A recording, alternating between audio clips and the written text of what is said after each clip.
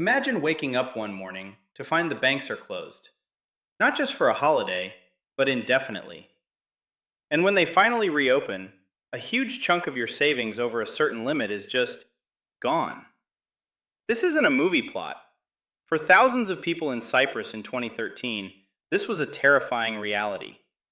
This wasn't some back alley robbery, it was a stark warning to the world about who really controls your money. This is the Bitcoin Access Plan, a guide to make sure you never face that same fate and to make your assets truly yours. Let's be crystal clear about what happened in Cyprus. This wasn't a heist. This was a bail-in, a legally authorized bail-in used to recapitalize banks. On March 25th, 2013, as part of a €10 billion international bailout, anyone with over 100,000 euros in the country's largest banks found their accounts frozen.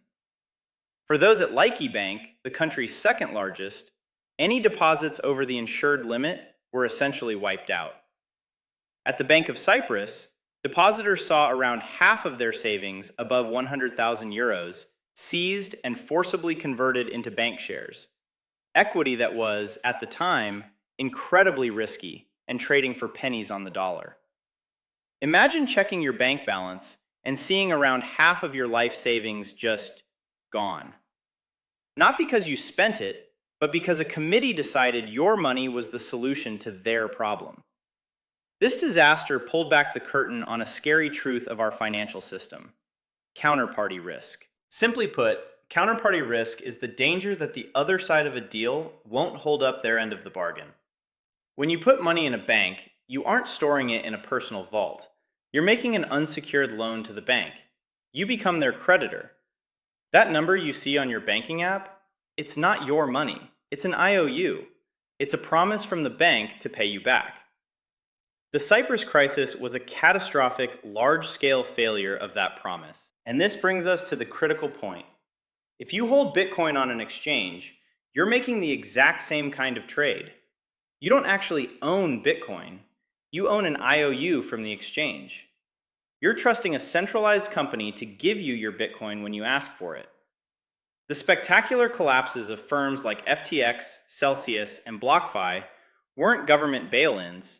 They were the digital age's version of a bank run, often fueled by fraud and mismanagement. But the result for users was hauntingly familiar. Millions learned the hard way that the crypto on their screen was just an entry in a database, an IOU the company could no longer honor. The risk isn't theoretical, it's a pattern. It's easy to write off Cyprus as a weird one-off event, but that would be a dangerously naive mistake. The same principles that allowed the bail-in are woven into the global financial system. We've seen similar stories play out all over the world. Look at Lebanon, where banks have imposed crippling withdrawal limits for years, trapping citizens' life savings. Or Argentina, a country seemingly locked in a never-ending cycle of currency collapse and capital controls. And don't think it's just other countries. During the Canadian trucker protests, the government invoked emergency powers to freeze the bank accounts and crypto exchange accounts of protesters and donors, all without needing an individual court order for each one. The message was loud and clear.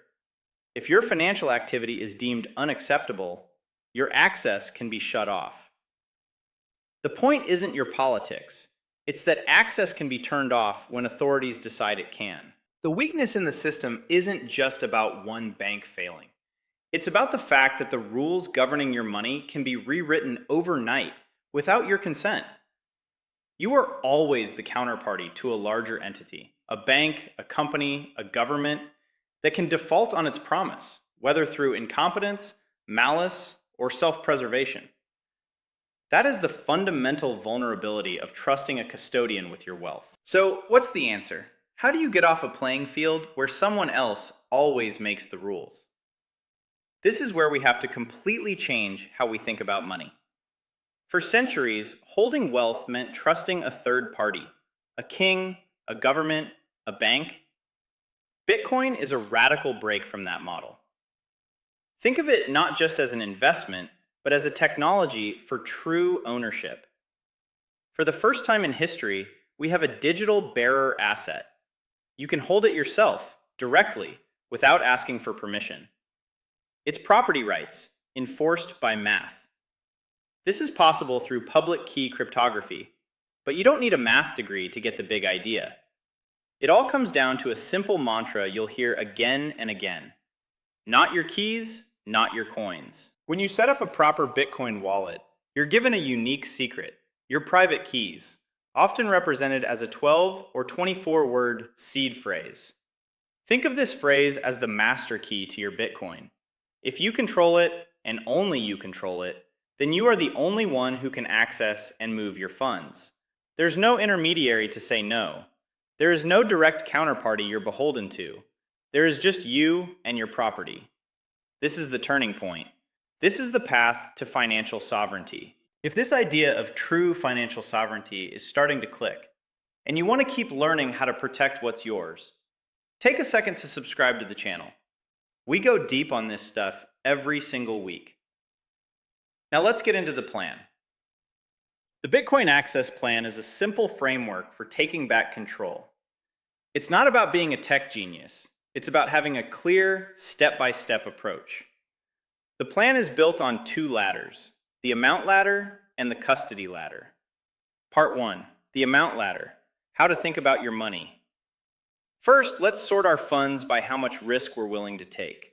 Hot money, the learning stack, 1 to 5% of your portfolio. This is your coffee money, your play money.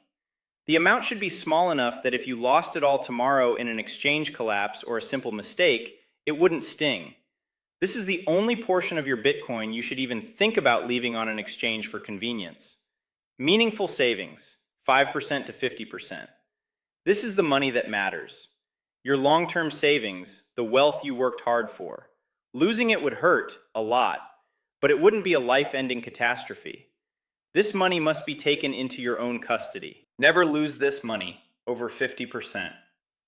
This is your life savings, your family's foundation, the money you can never, ever afford to lose. This demands the highest level of security and redundancy, with no single points of failure. Part 2, the custody ladder, how to secure your money. Now, we match those amounts to the right security tool. This is the how-to part. Tier 1, the exchange. Exchanges are great for one thing, buying and selling Bitcoin. They are on-ramps. They are not vaults. Your hot money can live here, but you have to accept that it's an IOU, exposed to hacks, insolvency, and government action. Tier 2, the hardware wallet. This is the gold standard for self-custody and where your meaningful savings should live. A hardware wallet is a small device that creates and stores your private keys completely offline, shielding them from online hackers and malware. The process is simple, but you have to be meticulous. Purchase directly. Always buy your hardware wallet from the manufacturer's official website, never from Amazon, eBay, or a guy you know. Initialize privately. Set up the device in a secure place. The device itself will walk you through creating a new wallet. Secure your seed phrase. The device will give you your 12 or 24-word seed phrase. Write this down on paper, or better yet, stamp it into metal. Never, ever store it digitally. No photos, no text files, no password managers. This is the master key to your wealth. Optional advanced layer. Add a passphrase, a 25th word, but only if you'll document it correctly, because losing it can lock you out. Test your backup. This is the most important step, and the one people tragically skip. Wipe the hardware wallet clean and restore it using the seed phrase you just wrote down. This proves your backup actually works. Send a test transaction. Send a few dollars worth of Bitcoin to your new wallet, then send it back. This confirms you know how to drive the car before you take it on the highway. Move your funds. Only after testing your backup and your ability to send and receive should you move your meaningful savings over. Tier 3, multi-signature, multi-sig. Multi-sig is powerful, but it adds complexity. Don't jump here until you're comfortable with a single hardware wallet. This is the fortress for your never lose this money. Multisig is like a bank vault needing multiple keys. A common setup is 2 of 3, where 3 keys are created, but you need any 2 of them to move funds. This drastically reduces single points of failure. You could hold 1 key, a trusted family member could have the second, and a third could be in a safe deposit box. No single key being lost, stolen, or compromised can jeopardize your funds. It's the ultimate defense. The most important part of this whole plan is to start small. Buy $50 of Bitcoin.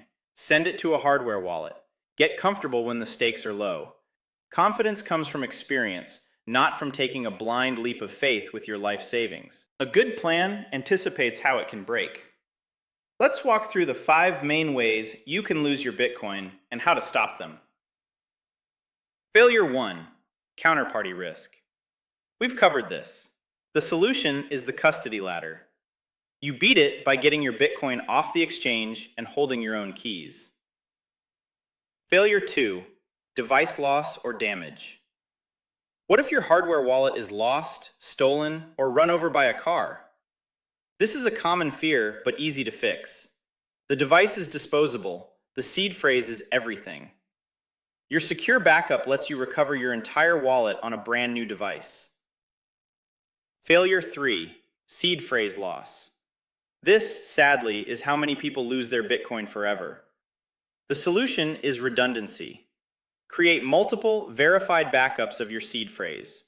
Store them on durable materials like steel plates, and keep them in different, secure, geographically separate locations. Failure 4. Theft or coercion. What if someone forces you to hand over your Bitcoin? This is where Tier 3 multi-signature becomes your shield. In a 2 of 3 setup, you physically cannot move the funds by yourself, which makes you a very unattractive target. A thief would need to find and coerce 2 separate people, a much harder job. Failure 5. Your heirs can't access it. This is the silent killer. It's estimated that millions of Bitcoin, perhaps as much as 20% of the supply, are already permanently lost. A big reason is likely that owners passed away without a plan. Your legacy doesn't have to suffer the same fate. Let's make this simple. Ask yourself, if something happened to me, could my family access this wealth in 72 hours? Most inheritance failures happen because the plan is too hidden or too vague. A Bitcoin inheritance plan is a careful balancing act between preventing loss and preventing theft. Here is a basic, effective strategy. Sealed instructions. Prepare a physical, handwritten document. For maximum security, don't store it digitally. This document should list the types of wallets you use and give clues to the locations of your seed phrases, not the phrases themselves. For example, seed phrase 1 is in the place we keep Grandpa's old letters. Store these instructions in a tamper-evident envelope inside a home safe. Designated executor. Pick a trusted and reasonably tech-savvy heir. Your spouse, a child, a sibling. Walk them through a dry run. Show them a hardware wallet. Explain what a seed phrase is. They don't need to be an expert, but they shouldn't be seeing it for the first time during a crisis. Legal tie-in. Your traditional will is still vital. It should mention your digital assets and your wishes for them. It is highly recommended that you talk to an estate planning attorney who understands digital assets. For larger fortunes in a multi-sig setup, the process is even cleaner. By giving 1 key to a beneficiary and another to a trusted professional, inheritance can be made almost seamless, often bypassing the long and public probate process. The Cyprus bail-in wasn't a bug in the financial system. It was a feature. It showed us what happens when you don't have direct control. True ownership means eliminating that risk. The Bitcoin Access Plan is your map to get there. First, know your risk with the amount ladder. Second, match your security to that risk with the custody ladder, moving from exchange IOUs to real ownership with hardware wallets and multi-sig. Third, start small and test everything to build real confidence. And finally, plan for your legacy so your wealth can pass to the next generation. This isn't just about investing. This is about taking deliberate steps to build a new foundation for your family's future, a foundation that you and only you control. The Bitcoin Access Plan is your blueprint. Start building. If you're ready to take the first step, watch this video next on how to choose and set up your very first hardware wallet. And don't forget to subscribe for more strategies to secure your sovereign future. Thanks for watching.